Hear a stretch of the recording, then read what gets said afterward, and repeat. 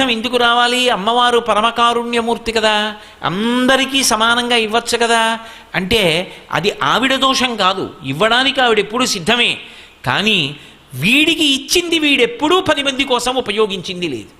తనది తనకే మిగిలిపోవాలని కోరుకున్నాడు తప్ప, తాను ఏదైనా చేస్తే దానికి తనకు ప్రతిఫలం ఉండాలని కోరుకున్నాడు తప్ప నాకు ఏమీ అక్కర్లేదు, నేను ఇది ఈశ్వర ప్రీతి కొరకు చేస్తున్నాను. అందుకే పుణ్యము అన్న మాటకు అర్థం ఏమిటంటే నాకు ఇది కావాలి అని నిజానికి అడగడం. దేనికి చేస్తున్నావు? బ్రహ్మప్రీతం అని ధారబోసె భువనం ఆశ్చర్యము పొందగాన్. దీని చేత పరమేశ్వరుడు సంతోషిస్తున్నాడు. ఈశ్వరుడు నాకు ఇది ఇచ్చాడు.